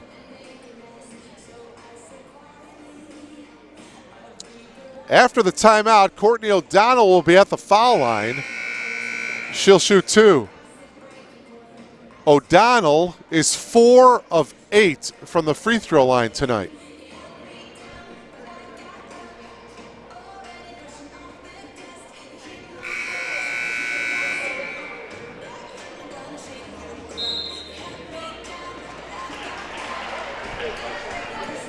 .143 remaining here in the third quarter. You're logged on to BlueJayTV.com. Blue Jay Basketball live tonight from R.A. Fagnall Hall. My name is Mark Kruger. We're so delighted that you're logged on.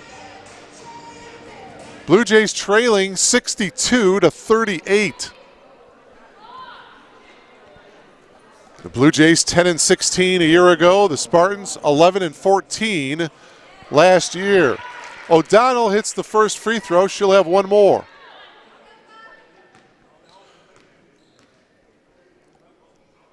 Second one is also good.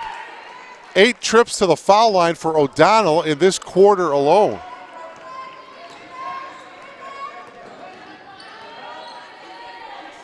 She's 6 of 10 from the line tonight. LeGrand for 3, no. Jacob got the rebound. 62-40, the Spartans by 22. Gerke inside to O'Donnell. O'Donnell makes a move and in. Boy, oh boy. Courtney O'Donnell has really played well here in this third quarter. And the lead is now 20. 62-42 with a minute remaining here in the third.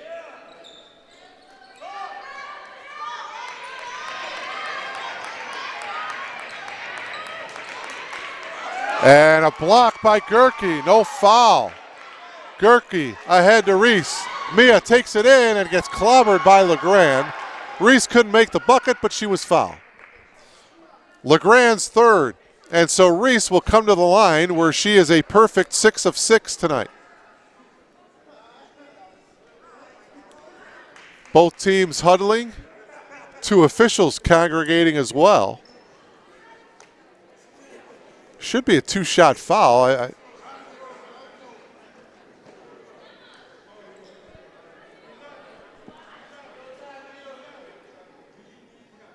Mia Reese now. Oh, okay. So Mia Reese there may be some blood on her face. She may have on that last foul. Yeah, she is not in good spirits right now. She may have taken one to the nose on that last move to the bucket. She got hit pretty hard. And she's getting looked at now by the trainers. And hopefully she'll be well enough to come back into the game and shoot the 2 free throws. 44 seconds remaining here in this third quarter. It is 62-42. The lead is 20 for the Spartans. Both teams are back in front of their respective benches. Still talking to Mia Reese after she took one to the face.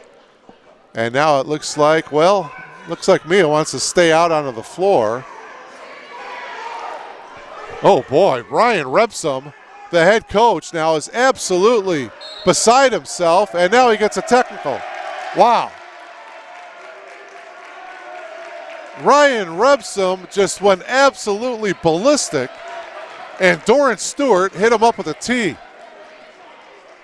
Boy, I'm not exactly sure what got him so upset. I mean, everybody was kind of calm as they were looking at Mia Reese, and then all of a sudden, Ryan Repsum just came up off the bench and just started going off on the officials. And so Doran Stewart hit him with a tee. Now the 3 officials are talking things over.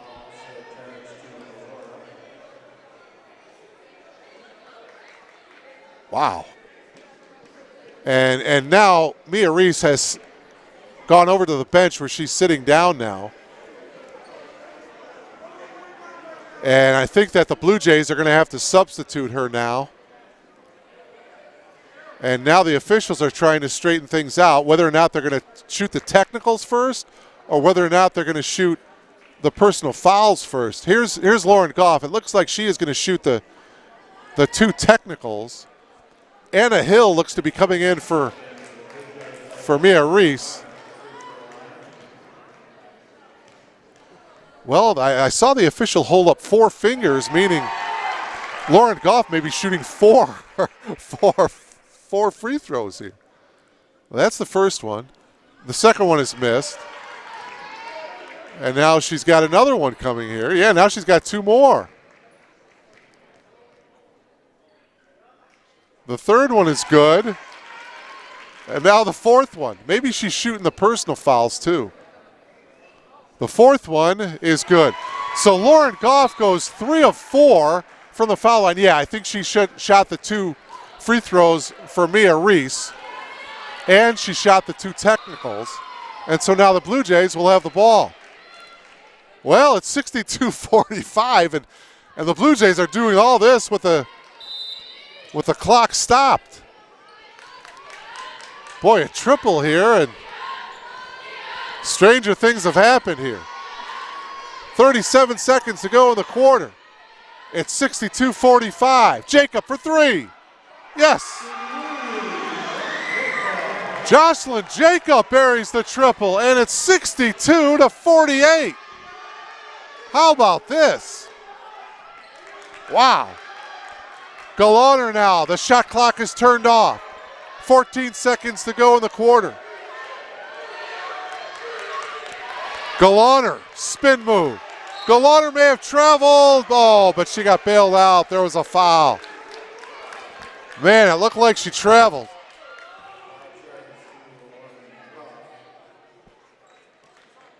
The foul is on Lauren Goff, her 3rd. Galaner to shoot 2. 18 for Julie Galaner with 6 and 3/10 seconds to go in the quarter. Galaner hits that one. She's got 19. She's the game high scorer. Maya Raby has 14.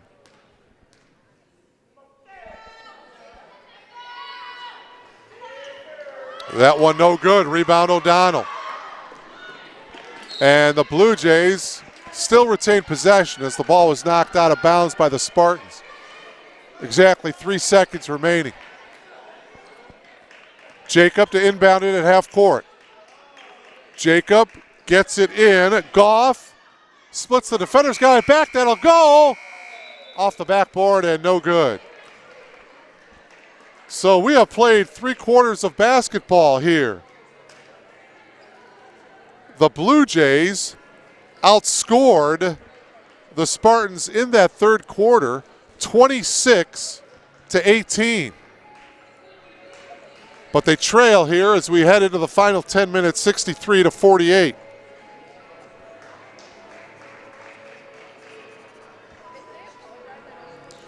Leading the way for the Blue Jays, Becca Gerke in double figures with 10. Lauren Goff is actually the high scorer for the Blue Jays. She has 11.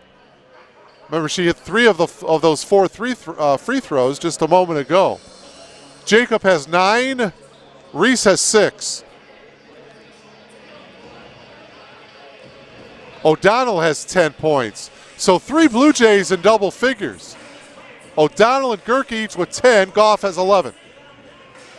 Galaner with 19. Raby with 14. King with 8.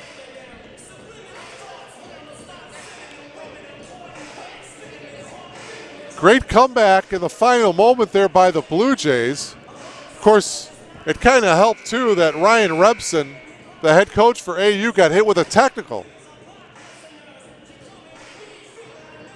63-48. The Spartans looking for the victory here in their season opener.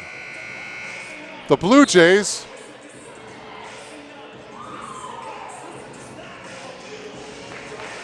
may go to 0-2 if they can't come from behind. Remember on Saturday, Loras College scored the first 17 points of the fourth quarter. Let's hope that Aurora University does not do the same thing tonight. All right, here's Kramer into the front court here for Aurora University. Kramer hands it off to Galaner. Galaner on the drive. She falls down. Ball is loose, and now a whistle here as King went down as well. And I believe King is going to get fouled. We're just underway here in the fourth quarter. Foul is on Lauren Goff, her fourth.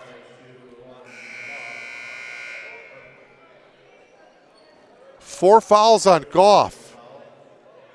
4 fouls on Caitlin Hall for Elmhurst. So now it's Zori Miller coming into the game, replacing Goff. Mia Reese is still on the bench, and they've got ice now on her left foot. So pretty obvious that Reese will not be back in this one, and another injured Blue Jay. Man, oh man. Let's hope Mia Reese will be ready to go for the next game, which is November 20th at St. Mary's of Indiana. And an offensive foul is going to be called here on Maya Rabi, and she just fouled out of the game.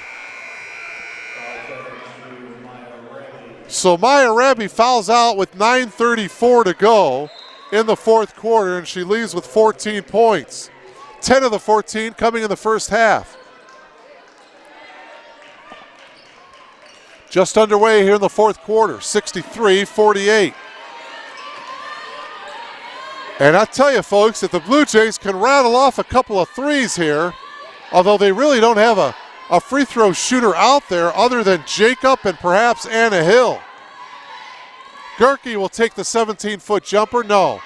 Tapped around. O'Donnell, yes.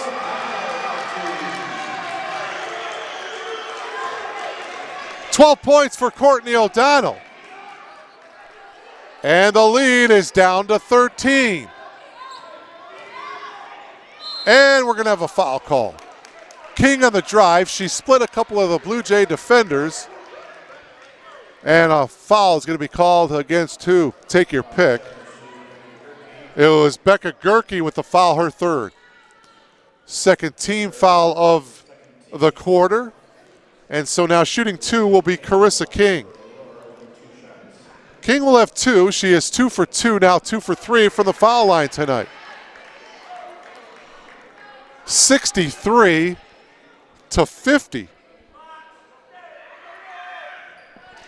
Second one is good by King. Carissa now has 9 points. And it's 64-50. Gerke dribbling it across half court. Gerke stolen by King. King with a nice pass to Kramer, who can't quite handle it, and the Spartans turn the ball over. 8:38 left.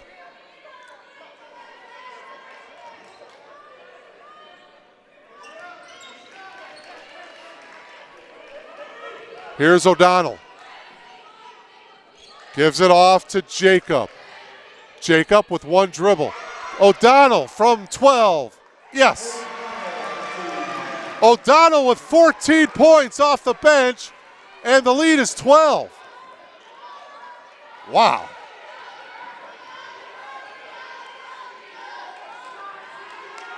Spartans' biggest lead, I believe, was 26. LeGrand's triple is off the mark. Gerke got the rebound. How much gas is left in the tank here for the Blue Jays? O'Donnell going to work. Here's Gerke. Double team. Gerke. Hill for 3. Gerke's put back is no good, but she was fouled by LeGrand. For Tyann, that's her 4th. And the Blue Jay crowd getting into it here now. Becca Gerke to the line where she will shoot 2. Well, win, lose, or draw here. The Blue Jays with a valiant effort here in the second half. Gerke's first free throw, no good. The lead is still 12 for AU.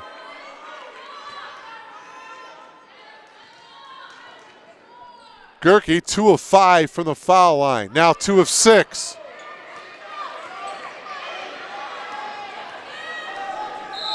The drive by King, the left-handed layup is no good. King gets fouled. The foul is going to be on Zori Miller, her second. Well, they're saying it was before the shot. So it's the third team foul. 7:42 left. Here's Galaner. Galaner now is guarded by Hill. Here's King.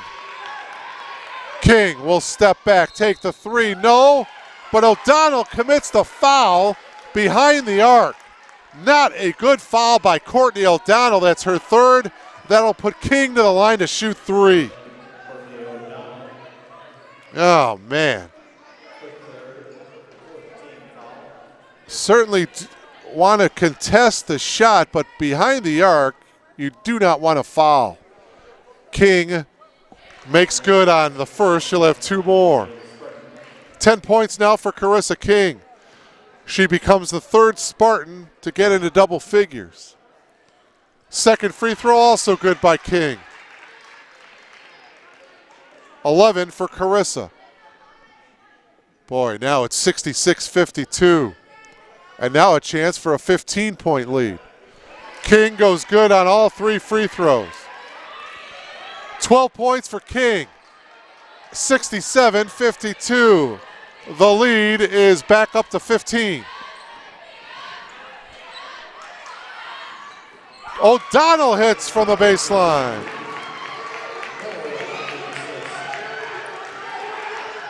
"16 points for Courtney O'Donnell.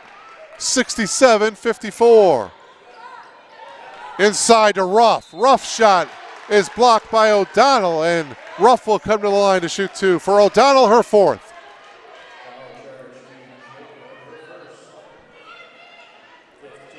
Oh, check that. They're calling the foul on Jacob, her 1st. So O'Donnell still has the 3 fouls. Boy, I thought the foul was on O'Donnell. Ruff, back of the iron, no good. Emma, I should say, will have 1 more. 7:04 left. Second free throw by Emma Ruff is good. Emma now with 6 points. 68-54. Under 7 minutes to go.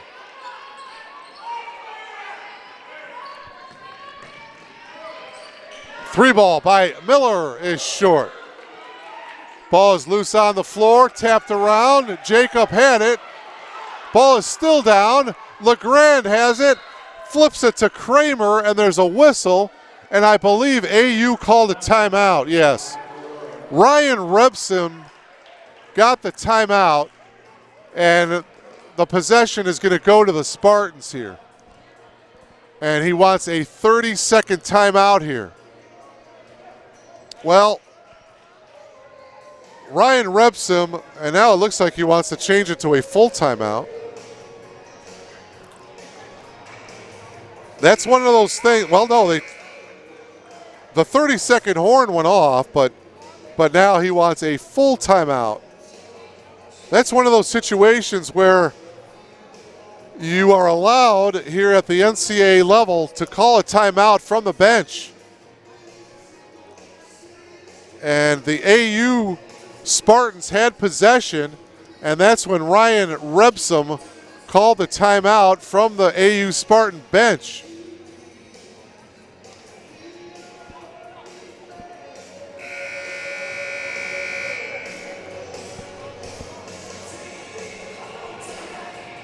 Both teams now with 2 timeouts left. 6:39 remaining. It's 68-54.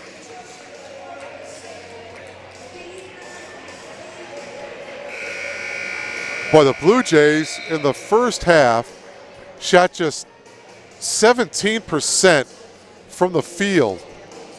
They had a grand total of just 5 field goals. But they have played well here in the second half, and they trail this one by just 14.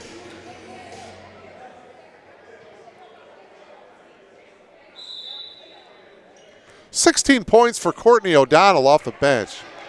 She's done a great job. 15 of her 16 points coming here in the second half. 6.5 left. Galaner has it stolen by Miller. Gerke with a baseball pass ahead.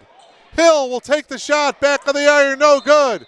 And it went out of bounds off of Galaner. It'll be Blue Jay basketball. Oh man, Anna Hill had a great look at that one, just a little too strong. Miller to inbound it, 23 seconds on the shot clock. Get it into Gerke in the corner. Gerke with a skip pass to Hill. Jacob for three. Oh man, LeGrand got the rebound. Kramer into the front court. She wants to slow things down a bit. Here's King. King with a skip pass to Kramer. Kramer makes the move, the running one-hander, no good. LeGrand got the rebound, her putback no good. Gerke got hammered by Ruff. For Emma Ruff, that's her first.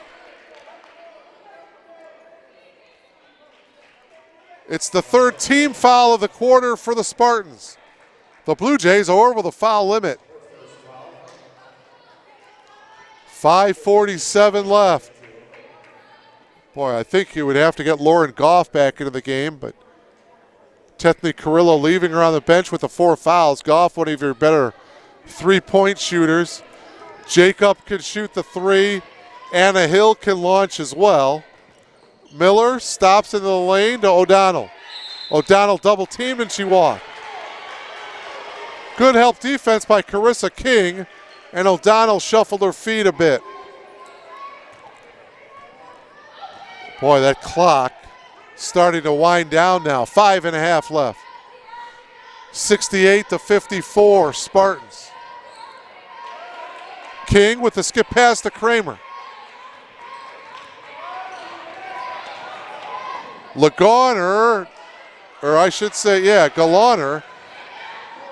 I keep saying Galaner. I'm sorry about that, Julie. O'Donnell with the easy lay-in.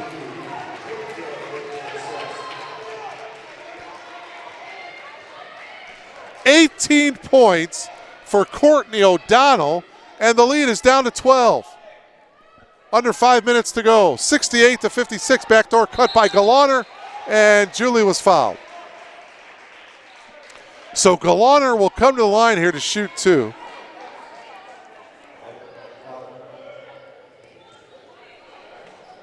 The foul is on Zori Miller, her third.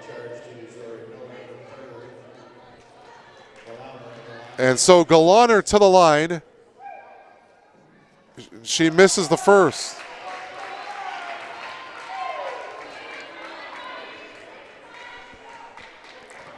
Galaner looking for her 20th point of the game. And she hits. She's right at her season average from a year ago. 69-56. The Blue Jays need to get going here offensively, and they need some stops at the other end. Hill poked away into the hands of Jacob, double teamed, and there's a foul. Foul is going to be called on Carissa King, her 4th. It's just the 4th team foul, so one more foul for the Spartans, and they will be at the foul limit. 4:36 to go.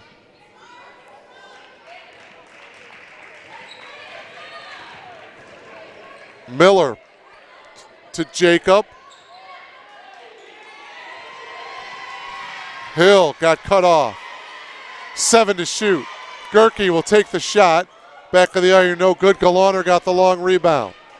Galaner hands it off to Kramer. LeGrand fires it inside to Ruff. Ruff, good steal there by Jacob. Good weak side help by Jacob. Jacob looking for the ball. Miller gets it into O'Donnell, back to Miller. Under 4 minutes to go in the game. Gerke into the lane, spins, puts it up, she was fouled. Gerke to the line to shoot 2. Emma Ruff with a foul, her second. And so Becca Gerke to the line. She is 2 for 6 from the free throw line tonight. She missed her last 3. Gets that one to go. 11 points now for Becca Gerke. And if she hits this one, the Blue Jays will be within 11. Oh, she can't quite get it. Ruff got the rebound. It's a 12-point Spartans lead. 69 to 57. 3:40 left. LeGrand in trouble, and now a timeout taken. Good ball pressure by Becca Gerke. And a timeout taken by Aurora University. 3:33 remaining. Spartans will have 16 seconds on the shot clock.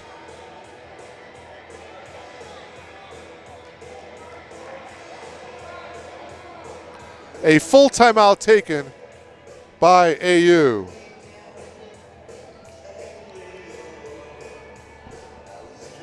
Great effort by the Blue Jays here in the second half. A couple of other non-conference opponents for the Blue Jays this season. They'll be at UW Whitewater on November 26th. That is not an easy place to play. They'll be at Chicago on December 7th.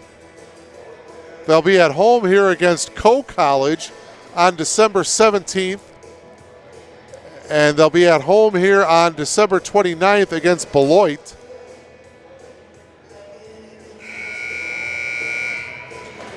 Again, the Blue Jays will open up CCIW play here at R.A. Fagino Hall against Carthage on December 4th. It's a 7 o'clock tip-off, and let's hope the Blue Jays can get fairly healthy by December 4th. Because right now, there's all sorts of injuries. 4 starters were injured coming into this game. The latest casualty was Marissa Urso, who has mono, and now Mia Reese, who is a starter tonight, went out with a foot injury. She's got ice on her left foot. She is on the Blue Jay bench. So the injuries continue to pile up for Elmhurst. There's a triple by King. So King hits the triple after the Spartans call a timeout, and it's 72 to 57. The lead is back up to 15. Gerke, shot blocked. Ruff down on the floor. We're going to have a held ball, possession arrow to the Spartans. 3:07 left. Again, a couple of the officials congregating. And they're saying, yeah, that's the call. Well, they're giving the ball to Elmhurst. O'Donnell thought about it. Get it right back to Courtney. Courtney shoots. No. Gerke with an offensive rebound, and she went over the back of King. For Gerke, that's her 4th. And we'll be shooting some free throws as both teams are over the foul limit. Exactly 3 minutes remaining in the game. And now Carissa King coming to the line. King is 6 of 7 from the free throw line tonight. She'll have 2.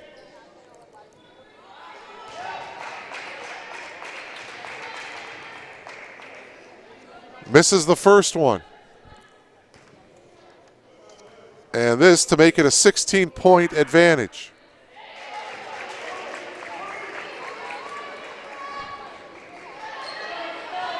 $16 points for Carissa King. The Spartans' lead is 16.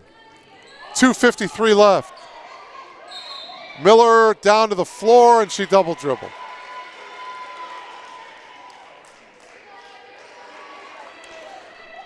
$2:50 left.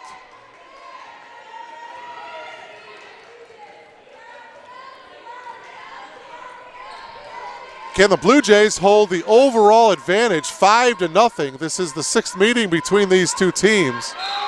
And it looks like the Spartans will win their very first game against the Blue Jays. 2:37 left. The foul is on the Blue Jays here. And that'll put Emma Ruff to the line to shoot 2.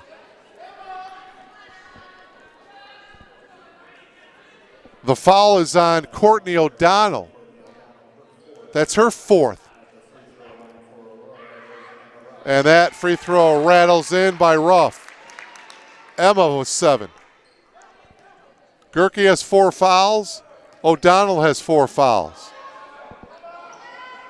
Second free throw also good by Ruff. Emma with 8.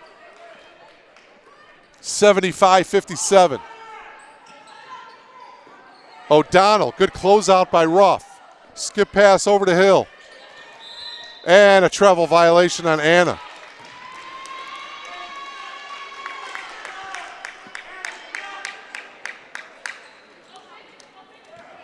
$2:25 left.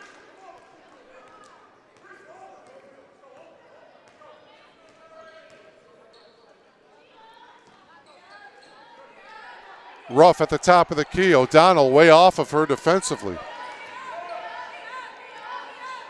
3 ball by King is good. Carissa King buries the triple. 19 points for Carissa King, and the lead is 78-57. Man, the lead is now 21 already. There's a triple by Anna Hill. Well, she started off with a triple early on in this game, so she's had 2 field goals, both from behind the arc. The lead is 18, 78-60, but there's only 1:33 left. Blue Jays going to go 0-2 on the season, 2 home losses. King on the drive, can't get it to go. Jacob got the rebound. The Spartans will win their season opener here tonight. Gerke holding it on the wing. Gerke with a foot on the line, missed the shot. King got the rebound.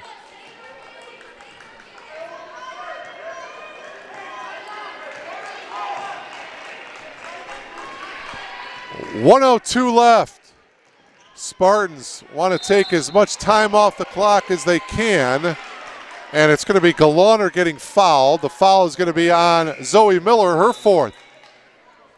Back into the game is Reichert with 4 fouls of her own for AU. She comes into the game for King. So Galaner to the line. She has 20 points. She'll have 2.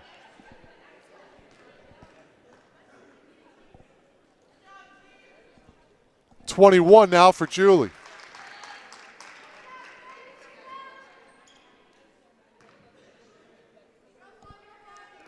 Exactly 1 minute remaining in the game. Galaner's second free throw rattles in. She's got 22 and is the game high scorer. Carissa King with 19. 20-point lead, 80-60. Popping out is Hill. She'll launch the triple and hit it again. Anna Hill with her 3rd triple of the night. She's got 9, and it's 80-63. Into the front court. Blue Jays are not fouling at this point. Reichert, 15 on the shot clock, hands it to Galaner. Shot clock down to 10. Galaner on the drive, and she may have traveled, and she did.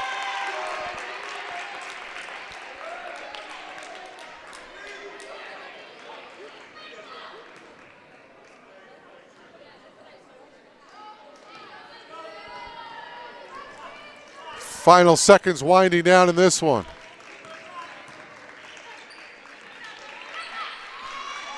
$80-63. There's another 3-ball attempt. Short by Hill. And the rebound taken down by Reichert. 4 seconds remaining, and AU is just going to run this one out. So your final score here from R.A. Faginal Hall, the AU Spartans win their season opener with a 17-point win here tonight in Elmhurst as AU wins it by a score of to 63. We'll give you the scoring leaders. First for the winners, the Spartans. Julie Galaner had a game-high 22 points. Carissa King with 19. Maya Raby with 14. Emma Ruff off the bench with 8. The leading scorer for the Blue Jays was Courtney O'Donnell. 17 of her 18 points coming in the second half. Also in double figures, Becca Gerke with 11. Lauren Goff with 11. Jacob had 9, and Anna Hill had 9 as well. So the Blue Jays now 0-2 on the year. The Spartans 1-0. We thank you so much for logging on to BlueJayTV.com. My name is Mark Kruger. Once again, the final score, Aurora University 80, Elmhurst College 63. Thank you so much for logging on. So long, everybody.